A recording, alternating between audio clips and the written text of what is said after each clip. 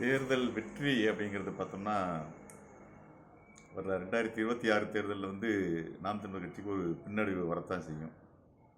இது எல்லாருக்குமே தெரியாமல் ஒன்றும் இல்லை. எல்லாருமே வந்து ஜெயிச்சிருவோம் நம்பிக்கையில் எல்லாம் பணியாற்றல.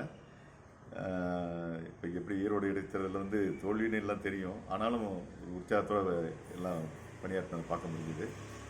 அதே மாதிரி இந்த 26 தேர்தலையும் வெற்றி கிடைக்கும்னு எல்லாம் நம்பி யாரும் பணியாற்றலை. தோல்வி கிடைக்கும்னு தெரியும், ஆனாலும் அந்த தோல்வி வந்து கொஞ்சம் பெரிய தோல்வியாக இருக்குங்கிறது கொஞ்சம் எல்லாருக்கும் ஒரு அதிர்ச்சியாக தான் இருக்கும். ஏன்னா புதுசாக ஒரு கட்சியை இறக்கி விட்டுருக்காங்க இல்லையா, விஜய். அது வந்து அதனுடைய பாதிப்பு கண்டிப்பாக இருக்கத்தான் செய்யும். எந்த அளவுக்கு இருக்கும்னா, கிட்டத்தட்ட 8% இருந்த வாக்கு வந்து 4% அல்லது அதுக்கு கீழே கூட குறைஞ்சி போகிறதுக்கு வாய்ப்பு இருக்குது. ஏன்னா மக்கள் வந்து காசு வாங்கி போட்டு பழகிட்டாங்க. நாம் தமிழர் கட்சி கூட்டணியும் போக போகிறதில்ல, கூட்டணி போனாலுமே காசு கொடுத்து ஓட்டு கேட்க போகிறதில்ல. அதனால் கூட்டணிங்கிறது ஒரு பெரிய மைனஸ்ன்னு சொல்ல மாட்டேன். காசு கொடுக்கணும் அப்படிங்கிற இது வந்து தவறான ஒரு பழக்கத்தை ஏற்படுத்தி வச்சுட்டாங்க. அதை வந்து தேர்தல் ஆணையம் சரியாக கண்டித்து நடவடிக்கை எடுத்துச்சுன்னா நாம் தமிழர் கட்சிக்கு எளிதான வெல்றதுக்கு வாய்ப்பு இருக்குது. அதை வந்து தேர்தல் ஆணையம் ஒரு நாடக கம்பெனி மாதிரி அதை கண்டு காணாத மாதிரி போகுது. அதனால் அது வந்து ஒரு பாதிப்பை ஏற்படுத்தும். ஏன்னா கிட்டத்தட்ட 75% மக்கள் வந்து காசு வாங்குகிற பழக்கத்தை வச்சுருக்காங்க. 25% மக்கள் தான் காசு வாங்காமல் ஓட்டு போடுறாங்க. 75% மக்கள் காசு வாங்கிட்டு வாங்குகிற கட்சிக்கு போடுறாங்க, அல்லது ஏதோ மாற்றி போடுறாங்க, அல்லது 2 கட்சிக்கு வாங்கிட்டு ஏதோ ஒரு கட்சிக்கு போடுறாங்க, 3 கட்சிக்கு வாங்கிட்டு ஏதோ ஒரு கட்சிக்கு போடுறாங்க. காசு வாங்கிக்கிறாங்க. ஆனால் 75% மக்கள் காசு வாங்கிக்கிறாங்க. அந்த 25% மக்கள் அதே மாதிரி வாங்குறவங்க வந்து காசு வேணான்னு மறுக்கிறவங்க 25% மக்களும் நாம் தமிழர் கட்சிக்கு போடுறதில்ல. காசு வாங்காத திமுககாரங்க இருக்காங்க, காசு வாங்காத அதிமுககாரங்க இருக்காங்க, காசு வாங்காத விஜய் கட்சி இருக்கலாம், இன்னும் தெரியல அது இன்னும் தவறு அப்படிங்கிறது. இப்படி சூழ்நிலையில் வந்து அந்த 25% இப்போ 20%ங்கிறத வந்து நம்ம வாக்காளர் எண்ணிக்கைன்னு பார்த்தோம்னா கிட்டத்தட்ட ஒரு ரஃபாக 4 கோடி வாக்காளர்கள் இருக்காங்க தமிழ்நாட்டில் நினைக்கிட்டோம்னா. 1 கோடி வாக்காளர் வந்து காசு வாங்காதனால 1 கோடி வாக்காளர்களுமே நாம் தமிழர் கட்சிக்கு போட்டால் நாம் தமிழர் கட்சி 25% வாக்குக்கு மேலே வரும், நல்ல ஒரு கணிசமான வெற்றிக்கு பெறதுக்கு வாய்ப்பு கிடைக்கும். ஆனால் அப்படி இல்லை. அந்த 25% அந்த 1 கோடி வாக்காளர்கள் எண்ணிக்கையில் எல்லா கட்சியும் கலந்துருக்காங்க. திமுக, அதிமுக அதிலிருந்து பல பேர் காசு வாங்காதவங்க இருக்காங்க. அப்போ எல்லாம் சேரும்போது ஒரு கிட்டத்தட்ட ஒரு 25 லட்சம் அல்லது 20 லட்சம் வாக்காளர்கள்லாம் காசு வாங்காமல் அதே நேரத்தில் நாம் தமிழர் கட்சிக்கு போடக்கூடிய எண்ணிக்கை வந்து அந்த அளவுக்குள்ளே தான் இருக்கும். ஒரு 20 லட்சத்துக்குள்ளே தான் வாக்குகள் கிடைக்கும் அப்படிங்கிறது என்னுடைய கணிப்பு.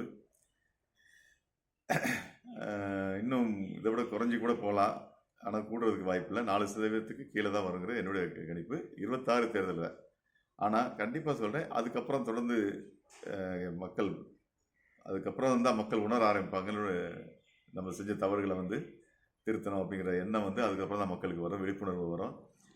அப்போ அதுக்கு அடுத்து வரக்கூடிய தேர்தலில் இடையில பாராளுமன்ற தேர்தல் வருதுன்னா, அது 29 பாராளுமன்ற தேர்தல் வரும்போது அது வந்து நாம் தமிழர் கட்சிக்கு பழையபடி ஒரு முன்னேற்றம் இருக்கும். 4 தேர்தலுக்கு கீழே பெற்றிருந்த வாக்கு எண்ணிக்கை வந்து மேலே வரும். திரும்ப ஒரு 6% அல்லது 7% வளர்ச்சி பெற்று வர 29 வர்றதுக்கு வாய்ப்பு இருக்குது.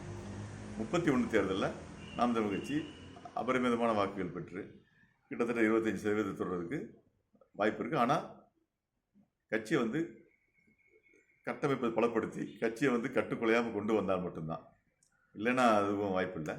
2026 எப்படியும் வாய்ப்பு இல்லை. 2031 கட்சியை காப்பாற்றி இதே வேகத்தில், அதாவது இதே வேகத்தில்னா கட்சி இந்த மாதிரி பிரிஞ்சு போகிறவங்க அதை சொல்லலை, கட்சியை கட்டுக்கோப்பாக கொண்டு போயிட்டு தான் 2031 அது சாத்தியமாகும்.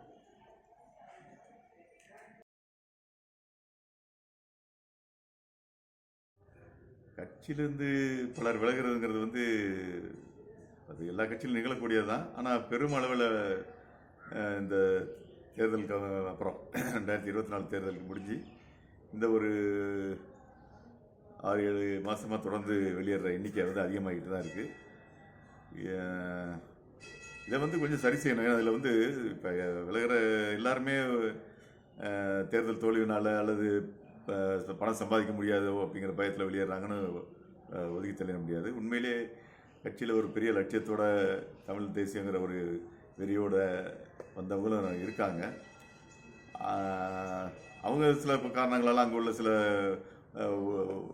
லோக்கல் பிரச்சனைகளால், உள்ளூர் பாலிடிக்ஸ்னால கூட மனசு வெறுத்து போய் வெளியே இருக்கலாம். அதை வந்து சரி பண்ணணும். ஒருங்கிணைப்பாளராக இருக்கவங்க, மாநில ஒருங்கிணைப்பாளர், அதுக்கு தான் மாவட்டத்துக்கு ஒருத்தர், தொகுதிக்கு ஒருத்தர் அளவுக்கு ஒருங்கிணைப்பாளர் இந்த மாதிரி சின்ன சின்ன பிரச்சனைகளை பேசி சரி செய்கிறது தான் அவங்களோட பணி. அதை வந்து எனக்கு தெரியும் யாருமே அப்படி செய்கிற மாதிரி தெரியல. மாநில ஒருங்கிணைப்பாளர், தலைமை ஒருங்கிணைப்பாளர் அண்ணன் வந்து எல்லாத்தையுமே ஒருங்கிணைச்சு கொண்டு போக முடியும், கொண்டு போக நினைக்கிறாரு.